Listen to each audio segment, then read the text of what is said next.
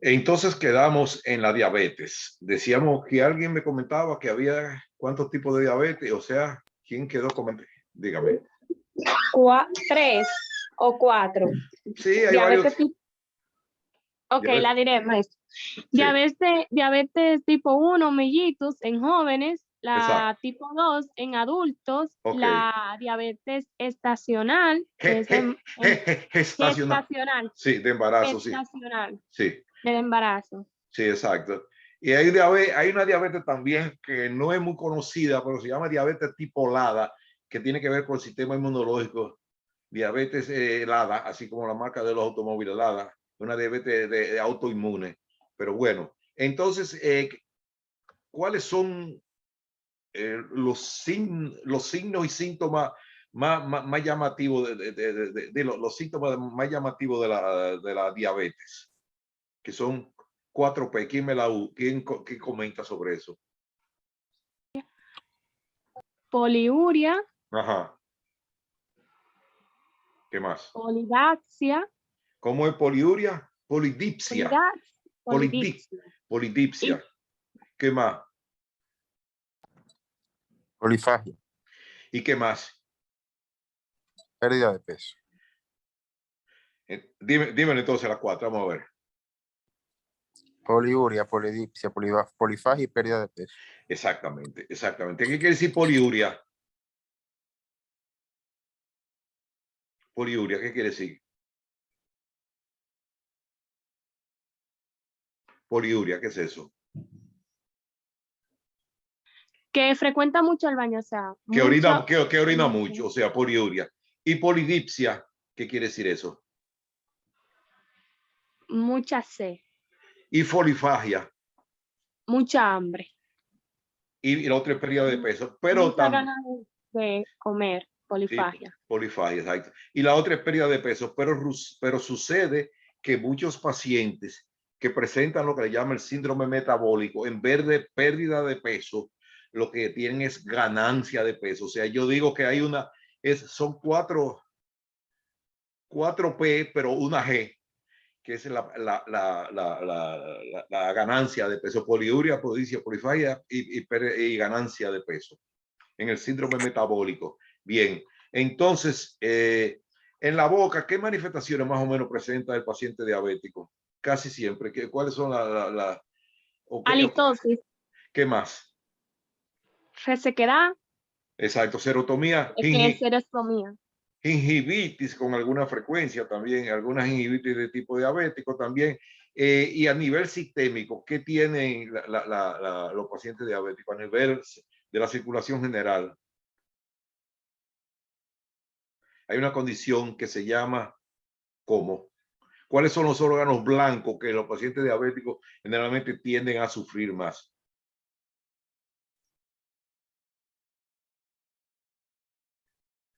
Hay lo que se llama microangiopatía diabética, o sea, los pequeños capilares en los pacientes diabéticos. Por ejemplo, los pacientes diabéticos tienen trastornos de la visión, hay retinopatía diabética, hay problemas en el corazón, en el cerebro, y hay un sitio donde es que mayormente se manifiesta los problemas diabéticos.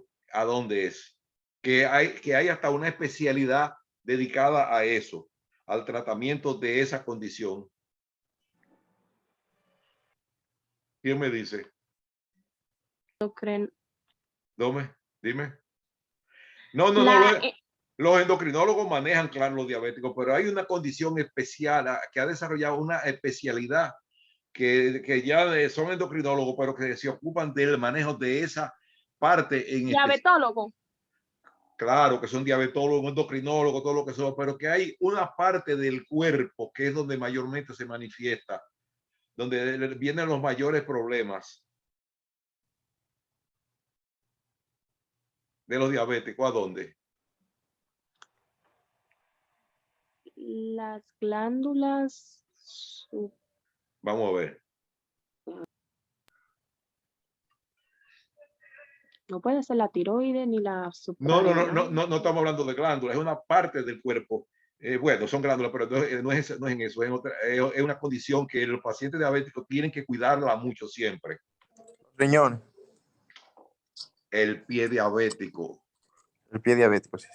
Pie diabético. Los pacientes, eso hay una especialidad realmente. Sí, mira, lo que son la microangiopatía diabética tiene que ver con cerebro, riñón, corazón, vista y riñón. Esos son órganos blancos, pero hay una parte del cuerpo que mayormente lo que le llama el pie diabético, que eso viene por lo que se llama neuropatía diabética, trastorno que sufre la conducción de los nervios. O sea, ¿qué pasa?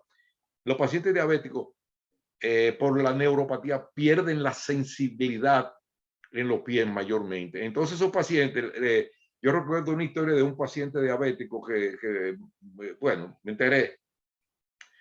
Ese paciente llegó un día muy cansado de caminar y que sí, ok, y dijeron, prepárame un baño, prepárame un agua tibia, un agua caliente para yo meter los pies para descansar un poquito porque estoy muy cansado. El paciente, como no tenía sensibilidad por la neuropatía diabética, que como se llama, por trastorno en la conducción de los nervios de los pacientes diabéticos, que esa neuropatía, entonces el paciente se le sufrió quemaduras y a partir de esa quemadura se exacerbó y el pie diabético y hubo que amputarle el pie por eso, por una quemadura que él no sintió que el agua estaba más caliente de lo que podía soportar. Porque fíjense ustedes, por eso siempre se insiste mucho en los pacientes con el pie diabético, porque esa es una condición que puede llevarlo a la amputación, a tener que eliminar, tener que cortarle ese pie porque hacen infecciones, porque tienen problemas de circulación. Entonces también de ahí viene una condición que quizá ustedes no la conocen también, pero que yo se la voy a mencionar, que no tiene mucho que ver con esto, que es lo que se llama neurosis del miembro fantasma. Ustedes saben lo que es miembro fantasma. ¿Quién me pudiera decir lo que es eso? Vamos a Miembro ver. fantasma. Miembro que no existe. Miembro fantasma, exactamente. ¿Qué quiere decir eso?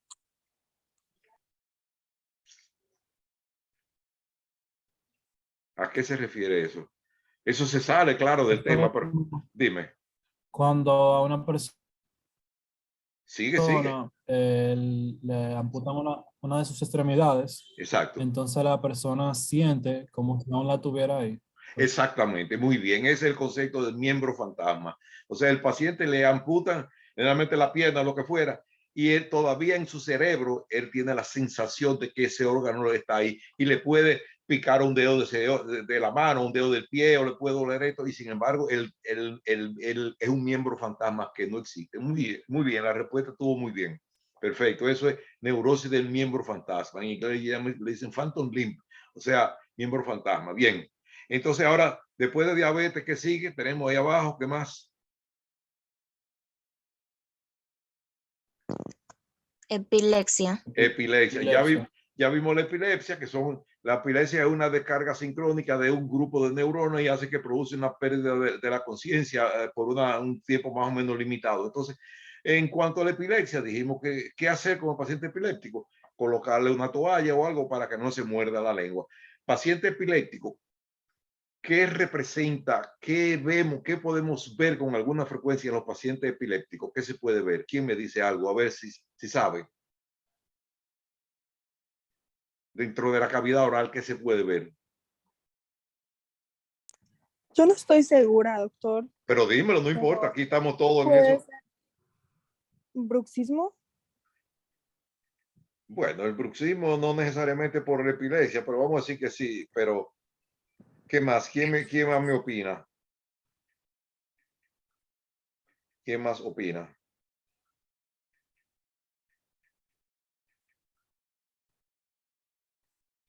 Nadie más. Bueno, deduciendo como podría ser lesiones en la lengua. No, bueno, si se la muerde, pero si no se la muerde, no, pero hay una condición que los pacientes, un medicamento, no, yo sé que ustedes no tenían necesariamente que saberlo, pero yo se lo voy a decir. O sea, hay un medicamento que se llama dilantin sódico, difenilidantoin sódico, que se usa para el tratamiento de la epilepsia, que produce, yo se lo escribí ahí en el chat, ya lo escribí ahí, hiperplasia gingival por dilantin sódico. Busquen eso cuando tengan tiempo, búscanlo, consúltenlo en su celular o en el iPad, donde fuera, y ustedes verán que produce agrandamiento gingival, o sea, hiperplasia gingival por dilantín sódico, por difenilato. Y eso ocurre en los pacientes epilépticos. Es una condición que aparece. Bueno, ahora tenemos otra condición que dice ahí que es la última que dice abajo, que es Hiperventilación. ¿qué entienden ustedes que quiere decir hiperventilación? Es una respiración rápida o profunda. Exacto. ¿Y qué más? Rápida y profunda, y que te puede dejar como que te falta el aliento, como que te falta la respiración. Es muy rápido. Se produce generalmente, casi siempre, en algunas personas emocionales por un ataque de pánico o una condición médica o un sangrado, una infección. Si el paciente está respirando aceleradamente, entonces eso lo llama hiperventilación. Una sensación de confusión, sensación de que no puede contener la respiración, dolor, eructo, resequedad en la boca, espasmo, problemas para dormir. Eso es lo que le llaman el síndrome de hiperventilación. Hemorragia, bueno, ya ustedes saben que hemorragia es una salida de sangre hasta cierto punto sin control. Entonces eso es hemorragia, ya eso hay que tratar de manejarlo. Lo otro es el asma, ya dijimos el asma, que hay broncodilatadores, que hay los pacientes generalmente, los pacientes asmáticos son ya conocidos y ellos saben, la mayoría de los pacientes asmáticos casi siempre lo son al polvo o algún otro elemento, al polen. En esta época de primavera, en los países donde se libera mucho polen, donde los cambios de estación son muy dramáticos, por decirlo así, donde están bien definidos cada una de las estaciones, primavera, verano, otoño, invierno. Cuando entra la primavera, se libera mucho polen y hay lugares donde las alergias se ponen muy altas por la liberación.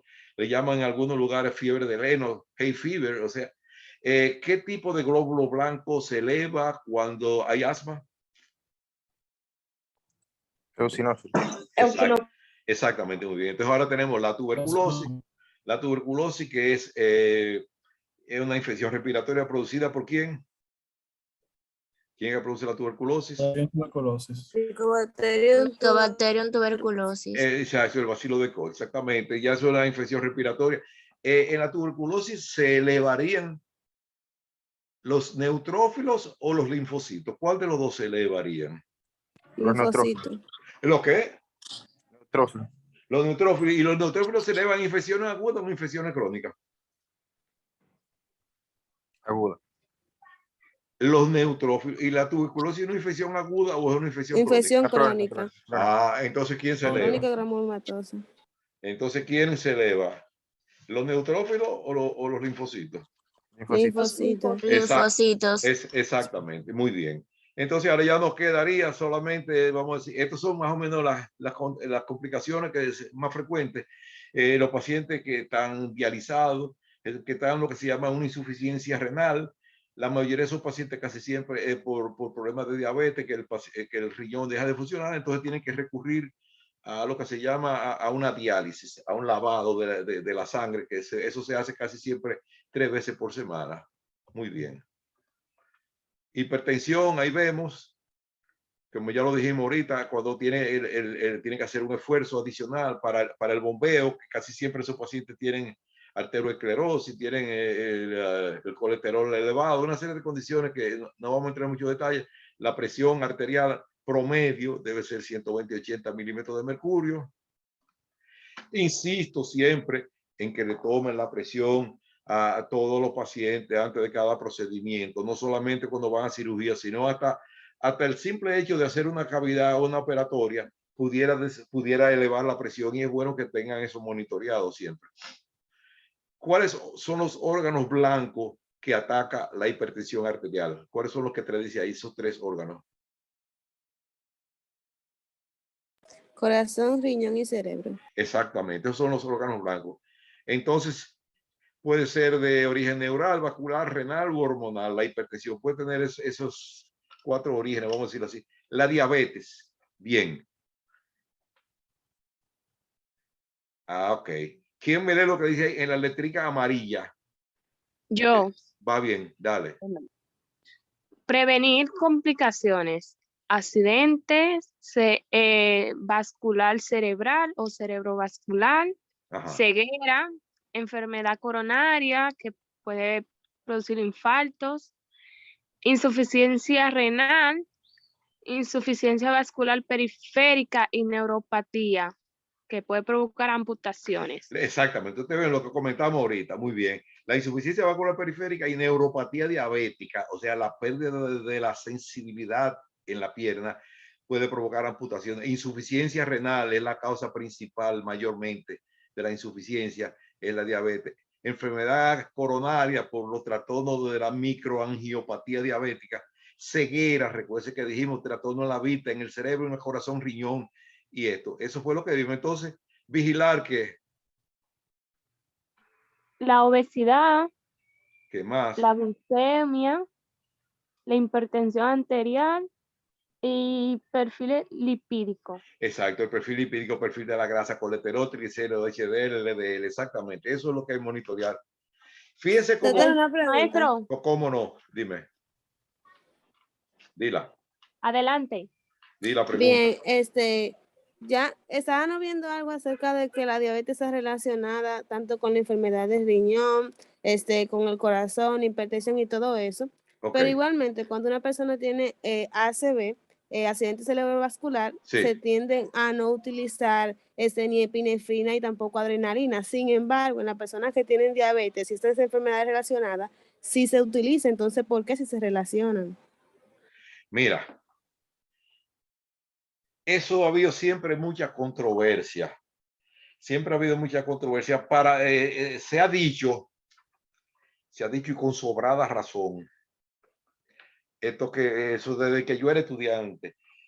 Por ejemplo, se decía que un paciente, los pacientes hipertensos, se prefería, oigan esto que les voy a decir, utilizar anestésico con vasoconstrictor, porque si tú lo utilizas sin vasoconstrictor, se pasa más rápido y el paciente experimenta dolor y es mayor la cantidad de adrenalina que va a descargar un paciente por un dolor que el poco que pudiera tener un anestésico local. Eso siempre ha sido motivo de controversia. O sea, y tiene sentido. Un paciente que le pone un anestésico sin vasoconstrictor se le pasa rápido y va a tener dolor pronto. Y el dolor va a desencadenar una descarga de adrenalina mayor que la que pudiera tener. ¿Ustedes me entienden? Eso siempre ha sido un tema medio de conflicto, de discusión entre ambas cosas. Para mí, yo prefería usarlo con vasoconstrictor siempre, claro, manejándose dentro de ciertos parámetros y verificando la presión, pero es preferible usar un medicamento un anestésico que tenga vasoconstrictor, porque eso te garantiza que haya mayor constricción, que haya menor posibilidad de que el paciente se le pase el anestésico rápido y le pudiera dar dolor, que el dolor sí es un factor que va a descargar adrenalina. Eso es, como le digo, ese es un tema de discusión. ¿Qué opinan ustedes de eso? Hay maestros que dicen una cosa y otros dicen lo contrario, pero eso igual, por ejemplo, que el mismo tema que yo insisto y que no lo hemos tocado, es que yo prefiero mejor los pacientes, no sé si lo hemos tocado otras veces, que yo prefiero un paciente no suspender el tratamiento anticoagulante, porque más fácil se muere un paciente de un problema de un tromboembolismo que de una hemorragia. Eso, yo creo que eso lo tocamos también, ¿verdad? Sí. Esos son temas que a veces tienen sus simpatizantes y sus adversarios. Depende del punto de vista, pero yo les digo en lo particular, cuando yo trabajaba, porque ya últimamente yo lo hacía todo con general y cosas así, pero cuando yo trabajaba en consultorio, prefería usar vasoconstrictor, claro, todo dentro de un ambiente calmo, dosificado, inyección lenta, porque eso te garantiza que el anestésico va a durar más tiempo y que el paciente va a tener menos molestia. Es un asunto de criterio, igual que lo de suspender o no los antiagregantes plaquetarios, que yo no lo suspendo, porque para que un paciente se me muera de una hemorragia es muy difícil, pero de un tromboembolismo sí se muere cualquiera. Bien, entonces aquí tenemos, bueno, lo que vimos ahorita de la diabetes, la poliuria, polidipsia, polifagia, pérdida de peso. Yo le pondría, se me quedó sin ponerle la ganancia de peso, pero se la digo a ustedes ahí. Bien, miren ahí lo de la diabetes, que es lo que hace, o sea que una vista de los islotes de Langerhans, que es donde en el páncreas, que es donde se produce la insulina. Bien, ¿qué más? Miren aquí. ¿Qué es eso que se ve ahí a la izquierda? Eso es que Un hongo. Un pie. un dedo de un parece pie, feo, un dedo de un pie por una por una necrosis, entonces ese pie posiblemente iba a ser amputado, ¿verdad? Entonces mire aquí, microangiopatía diabética, lo que hablábamos de eso mismo, de los trastornos micro, que se refiere a la circulación capilar, vascular pequeña, angiopatía, trastorno, vasopatía, trastorno diabética, a eso que nos referimos. Esa fue una paciente diabética que por poco me hizo una flebitis del seno cavernoso por una infección dentaria, para que ustedes vean. Una paciente que por poco se nos complica, porque de ahí por la vena angular del ojo va hacia un trombo, hacia un tromboflebitis del seno cavernoso, y eso, esas son palabras. Dímelo. Una angina de Ludwig. Ajá. La tenemos ahí adelante ahora, sí. Esa viene ahí ahora, sí. Yo digo, eso es lo que tuvo la paciente. Bueno, tenemos una angina de Ludwig. Eso fue una infección en acceso. La angina de Ludwig es en el piso de boca. Esto es angina de Ludwig. Mira ahí. Justamente estaba ahí. La angina de Ludwig. Yo le saqué un capítulo aparte para tratar la angina de Ludwig, pero aquí se la puse. La angina de Ludwig es una infección del piso de boca, una infección que muchas veces puede ser mortal si no se le camina a tiempo, ¿sabes? Es decir, la angina de Ludwig, mira, hay una infección del piso de boca que compromete vías aéreas superiores y el paciente prácticamente no puede respirar o puede morir de una septicemia, de un shock séptico por una evasión. Y todo eso, el 90% de los casos de angina de Ludwig siempre tiene un origen dental. Para que ustedes vean que hay cositas que una vez no le da importancia, pero hay dos condiciones que le voy a mencionar un caso también que tuve de una fascitis necrotizante por una muela, y ustedes verán hasta dónde llegó esa infeccióncita de esa muela. Esta es una angina de Ludwig que te compromete vías aéreas superiores, que el paciente puede morirse fácilmente. Miren aquí. Vamos a seguir, entonces déjame ver. Tenemos la angina de Ludwig. Hemoglobina glucosilada, que dijimos que servía para qué. Para medir el nivel de azúcar. Para el nivel, y es más o menos un promedio de 2 a 3 meses hacia atrás. Muy bien, exactamente. Hemoglobina glucosilada. La epilepsia, la vimos ahorita. Dijimos que era una descarga sincrónica, que las medidas a tomar deben ser colocarle algo en el interior de la boca para que no se muerda la lengua. Mírenla aquí. Ahorita que le hablé de la epilepsia, miren. ¿Qué ustedes ven ahí? Una gingivitis. ¿Por quién? Ese medicamento, dilantin Por sódico. dilantin sódico. Ese es un medicamento que se utiliza en el manejo de la epilepsia. Mírenlo ahí. Gingivitis por dilantin sódico. Para que ustedes sepan que a veces se pueden encontrar, y eso prácticamente, por más profilaxis y más gingivectomía y cosas, generalmente eso es difícil de manejar, la gingivitis por dilantin. Miren aquí, la epilepsia, ¿qué hacer? ¿Qué dice ahí? Voltear a la persona de lado. Por ponerla de lado y colocarle algo para que no se muerda la lengua. Sí. Esto, el síndrome de hiperventilación, que es lo que decíamos ahorita, los ataques de pánico. El paciente comienza a respirar básicamente y se siente que se está asfixiando, que no puede, que no le entre el aire. Esa dificultad de que le duele el pecho, los latidos cardíacos rápidos, resequedad de la boca, espasmo, calambre, entumecimiento en los brazos, todo ese tipo de cosas puede aparecer en lo que se llama el síndrome de hiperventilación. Casi siempre, la mayoría de los casos, es por un ataque de pánico. Esto es lo que hay que hacer: colocar al paciente en esa posición que llama Trendelenburg, que es casi elevarle la pierna, mantener el cálido, voltear la cabeza hacia un lado, si no se sospecha lesión de cuello. Eso es importante. Eso que vemos ahí. ¿Qué otro nombre tiene la hemorragia nasal? ¿Qué otro nombre tiene? ¿Cómo se llama?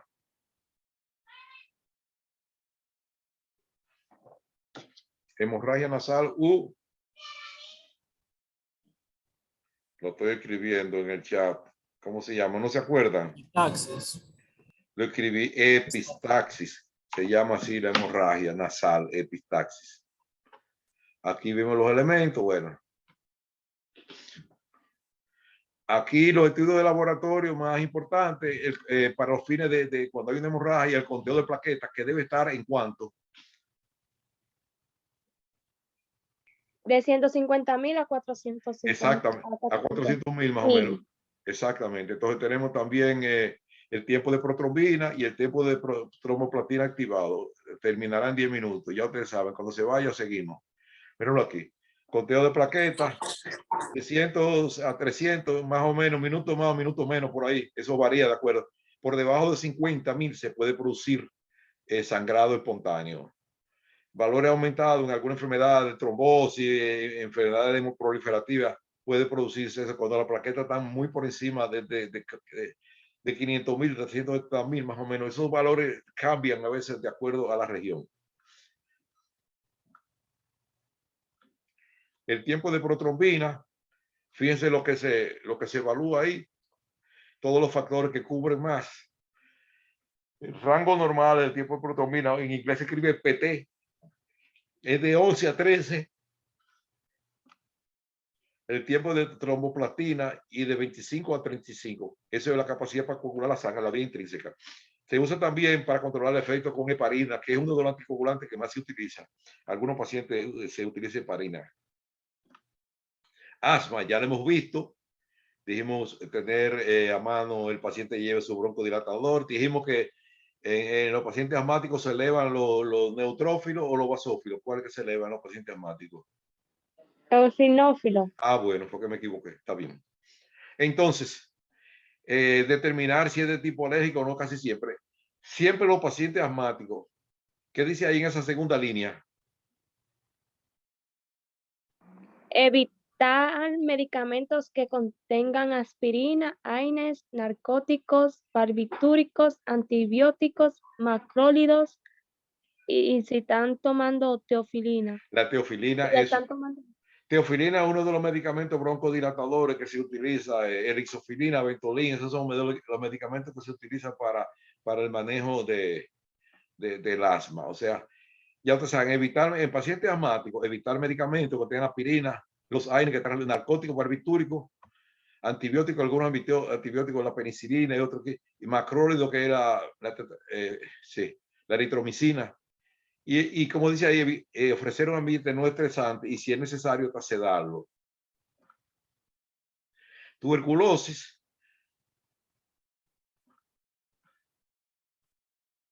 ¿Qué dice ahí? Vamos a ver. En general de la tuberculosis.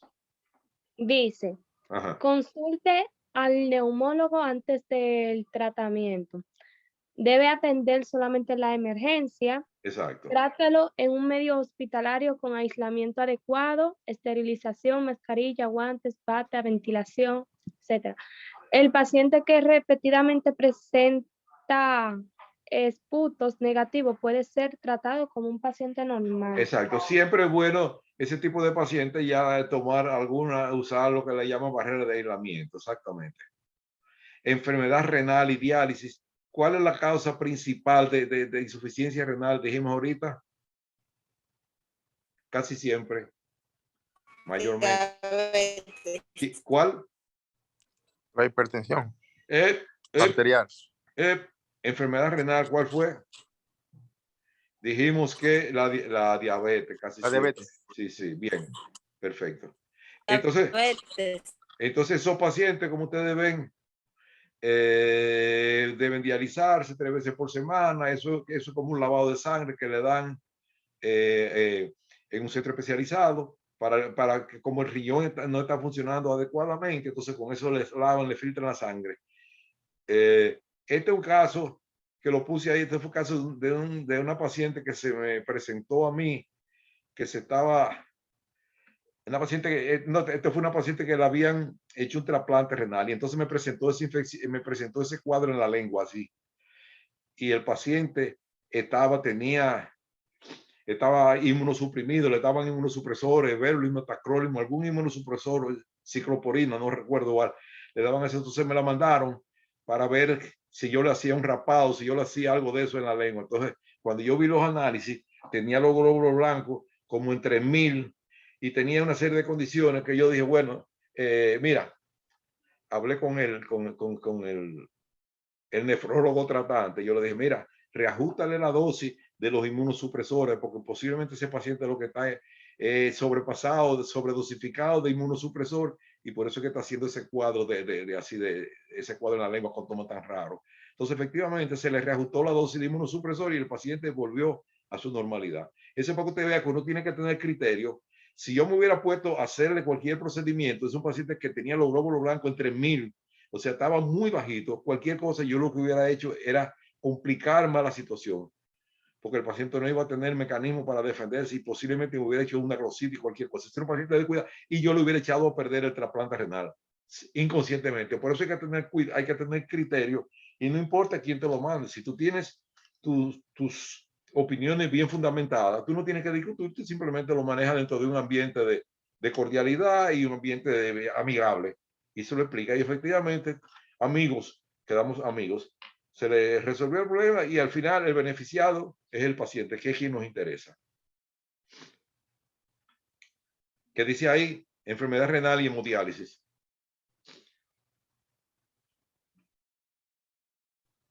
Esos pacientes que están dializados, ¿qué se debe hacer? No realizar tratamiento dental hasta que hayan pasado por lo menos 4 horas después del tratamiento. Exactamente. Realizar un perfil de coagulación, tener un monitoreo de la presión arterial, susceptibilidad aumentada para la infección, evitar los fármacos nefrotóxicos. ¿Qué quiere decir nefrotóxico? ¿Qué quiere decir eso?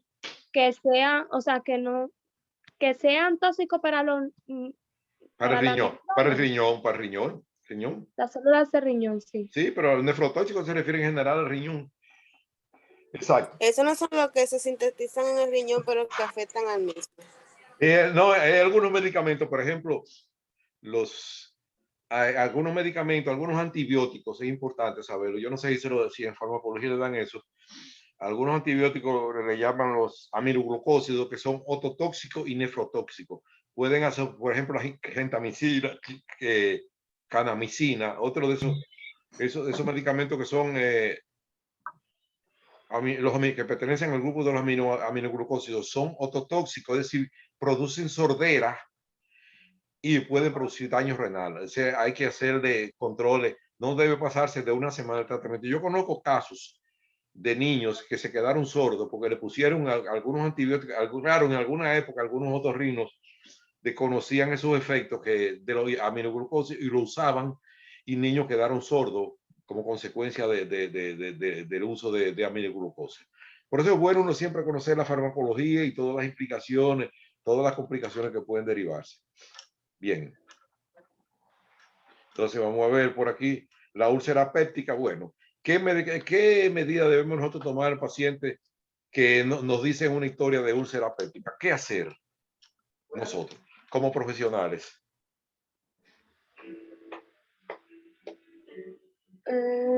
Vamos a ver. Queda un minuto. Si se cae, volvemos ahí. Mandar a hacer un examen patológico. No, pero sabemos que tiene una úlcera. Sabemos que tiene una úlcera y el paciente viene con una historia de úlcera. ¿Qué hacemos nosotros? Si en 7 días no se curó, hay que mandar a hacer. Viene con una úlcera, viene con un diagnóstico de úlcera. El paciente dice, yo sufro de úlcera péptica. ¿Qué tú debes hacer normalmente? El paciente viene con una úlcera. El paciente dice, yo tengo una úlcera, yo sufro de esto. O sea, yo tengo gastritis, tengo úlcera péptica. ¿Qué tú debes hacer? Menos de un minuto queda. No sé. No sabe. Diga, ¿quién me opina?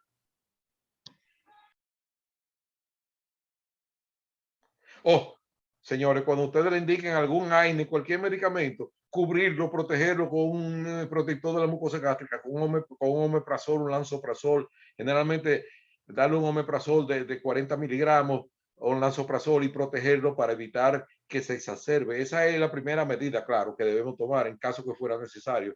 Protegerle la mucosa gástrica si nosotros le vamos a indicar algún medicamento, ¿me entienden? Eso es la primera medida. Quedamos ahí, no se vayan, si acaso se corta. Ya que queda menos de un minuto. Esa es una medida importante a tomar en cuenta.